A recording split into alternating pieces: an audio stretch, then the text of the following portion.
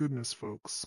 You are not going to believe what just happened in the celebrity world. The Duchess of White Castle, the Duchess of Scamlot herself, Meghan Markle, has just experienced perhaps the most humiliating public relations disaster of her entire post-royal career. I am absolutely stunned by what I'm seeing unfold, and trust me, I've been in this business long enough to know when someone's carefully constructed plans have completely imploded. Now, I know you guys are excited for more. But before we delve into further discussion, if you haven't subscribed, come on guys, what are you waiting for? Hit like, subscribe, and ring that notification bell ASAP.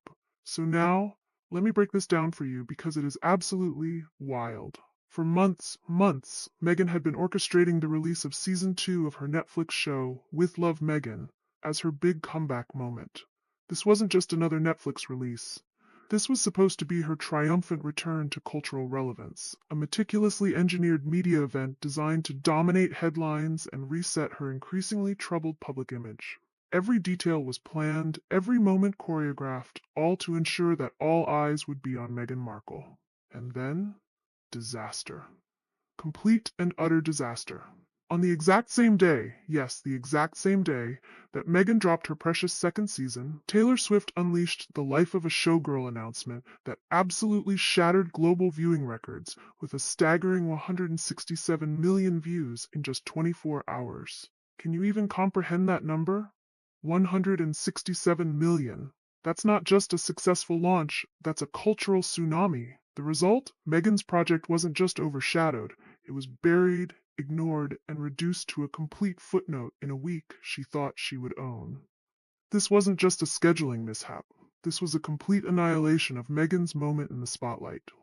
Now, I'm hearing from extremely reliable sources that Meghan is absolutely livid behind closed doors. She's reportedly convinced that Swift's timing wasn't just unfortunate, but intentional, a calculated move specifically designed to steal her thunder. According to one insider who spoke to me directly, Meghan has been raging in private meetings with her team, calling Swift's announcement a wrecking ball, deliberately aimed at her big moment. She genuinely believes she was targeted. Can you imagine the ego it takes to think Taylor Swift is scheduling her global announcements around your Netflix cooking show? Let's be real about what happened here. Meghan had circled that date on her calendar for months. Her team had specifically coordinated the release to land in what they thought would be a relatively quiet entertainment week, a smart PR tactic to avoid competition. But what Meghan didn't count on was that another superstar was playing her own game, and playing it much, much better.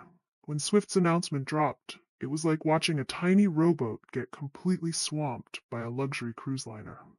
Every news outlet, every trending topic, every entertainment page was dominated by the life of a showgirl. Even publications that had planned to cover Meghan's Netflix release either completely scrapped their stories or buried them so deep you'd need an archaeological expedition to find them. This wasn't simply Swift performing well while Meghan underperformed. This was Swift obliterating anything else happening that day.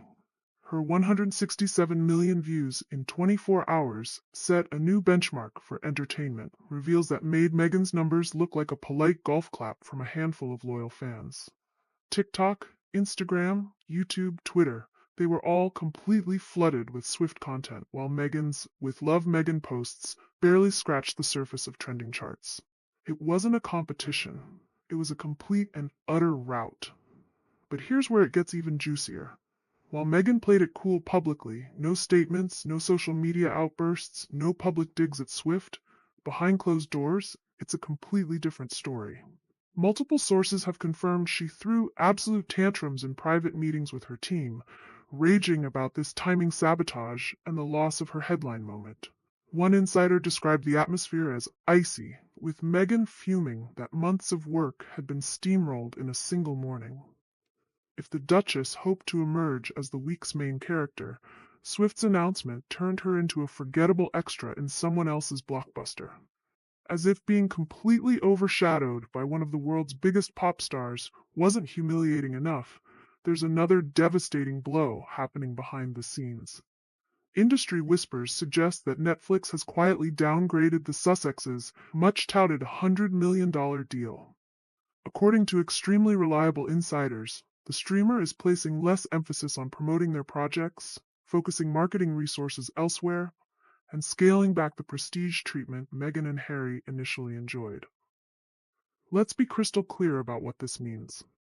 For a duchess who is obsessively focused on maintaining her relevance, the combination of being buried by Swift and facing a potential downgrade from Netflix is a brutal 1-2 punch that could signal the beginning of the end for brand Sussex in Hollywood. The internet didn't just acknowledge Meghan's loss, it absolutely magnified it in the most brutal way possible. Memes comparing Swift's dazzling cinematic announcement to Meghan's slow-paced kitchen montages spread like wildfire. TikTok edits had split screens showing Swift commanding stadiums versus Meghan stirring soup, with captions like main act versus warm-up act. Within hours, hashtags like Hoogie Buried and Swift Storm began trending, with users joking that Meghan should have postponed her release for her own safety. It was a digital bloodbath. Even more telling was how the celebrity world made its allegiance crystal clear. A-list names from Selena Gomez to Ryan Reynolds publicly congratulated Swift, reposting her trailer and celebrating the reveal. By contrast, Meghan's second season announcement received mostly muted responses. A few supportive nods from her inner circle, but nothing like the A-list love Swift's news attracted. For someone who desperately wants to be seen as a Hollywood insider, the silence from her peers was absolutely deafening. For critics who have long observed Meghan's behavior, this meltdown was just another example of her main character syndrome, the belief that she should always be at the center of the cultural stage. Swift's dominance wasn't just a scheduling clash. It was a brutal reminder that Meghan isn't the gravitational force she imagines herself to be. One PR analyst summed it up perfectly. This wasn't about losing to Taylor Swift. It was about being reminded you're not the only player in the game, and nowhere near the most important one. If being overshadowed was the first loss, the second loss might be even more damaging. The story about being overshadowed. Entertainment blogs, tabloids, and even mainstream outlets started reporting on Meghan's fury over Swift's timing. Instead of leading with her Netflix project, headlines framed her as a jealous, envious rival stomping her feet because someone else got more attention. This is the absolute nightmare scenario in celebrity PR. When your competitor's success becomes part of your narrative and you're cast as the insecure, jealous one, the damage can be irreparable. PR experts are warning that the fallout here could be lasting. Being crushed in the news cycle by Swift, mocked across social media, ignored by Hollywood, and potentially downgraded at Netflix sends a dangerous message to industry insiders. Meghan Markle may no longer be a guaranteed cultural draw. For a brand built entirely on high-profile relevance, that's a potentially fatal problem. And here's the part Meghan really won't want you to hear. Even if Swift had stayed completely silent, With Love, Meghan Season 2 might still be sinking under the weight of its own reception. The reviews have been absolutely brutal. The comment sections are unforgiving. Across Netflix user ratings, online forums, and social media threads, viewers aren't holding back, and the recurring theme is overwhelming disappointment. People are calling it a vanity project in disguise, PR fluff dressed up as lifestyle content, and an extended Instagram reel you're somehow expected to watch for 30 minutes. One particularly scathing critic wrote, "This isn't a cooking show. It's a therapy session Meghan forgot to make interesting." Ouch! On Twitter and TikTok, you see the same pattern. Clips of her supposedly relatable kitchen moments, followed by captions like, "She's not here to share recipes, she's here to share herself," often in the most sarcastic tone possible. Even the supposedly heartwarming parts, Meghan laughing with guests, telling personal stories, are being called overproduced and calculated. It's not just the content, it's the purpose. Viewers feel they're being sold a narrative rather than an experience. And that's a fundamental problem, because when people believe you're using a show to push your image instead of delivering real entertainment, they start to tune out permanently. But here's the kicker.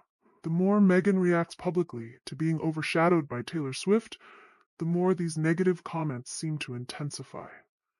It's as if the audience smells the frustration and doubles down on their criticism. The situation is spiraling in the worst possible way. Let's also address the elephant in the room. Many viewers are questioning whether this is even truly a season 2 at all. Industry insiders have suggested this is largely repurposed footage from season 1 with a few reshoots thrown in. Some are calling it season 1B rather than a genuine second season. If true, that would explain Netflix's apparent cooling on the Sussex brand. They paid for original content, not leftover scraps repackaged as something new. The timing of this disaster couldn't be worse for Harry and Meghan. They've just announced a new first look deal with Netflix that industry experts are already describing as a significant downgrade from their original $100 million arrangement. The Sussexes are no longer guaranteed massive paydays just for being themselves. They actually have to deliver content that people want to watch. And based on the reception to With Love Meghan, that's proving to be a significant challenge. 4 years after their dramatic royal exit, the hard truth is becoming impossible to ignore. Harry and Meghan simply aren't delivering the kind of content that justifies their massive deals. Their documentary series about themselves performed well, but everything since has ranged from forgettable to outright mocked. They've consistently overpromised and underdelivered, and in Hollywood that reputation is extremely difficult to shake. For a couple that positioned themselves as disruptors, innovators, and cultural powerhouses when they arrived in America, the reality is proving to be far less glamorous. They're increasingly looking like mid-tier celebrities struggling to maintain relevance rather than the global icons they clearly believe themselves to be. The Swift incident might be remembered as the moment the tide truly turned, when the entertainment industry and the public collectively realized that the Emperor and Empress of Montecito might not be wearing any clothes after all. Being completely eclipsed by Swift didn't create Meghan's problems. It merely exposed them in the harshest possible spotlight. As one veteran Hollywood producer reportedly put it, in this town, you're only as good as your last project. And if your last project is being completely forgotten because someone else had a bigger announcement, that says everything about where you stand in the cultural hierarchy. The clock is now ticking for Harry and Meghan. With each passing failure, with each public relations disaster, with each underwhelming content release, their value to streaming platforms and media companies diminishes. The Sussex brand, once considered television gold, is increasingly looking like fool's gold, shiny on the surface but lacking real value underneath. And that, my friends, might be the cruelest reality check of all for a duchess who left royal life believing Hollywood would crown her its new queen. Ta-ta, and bye for now.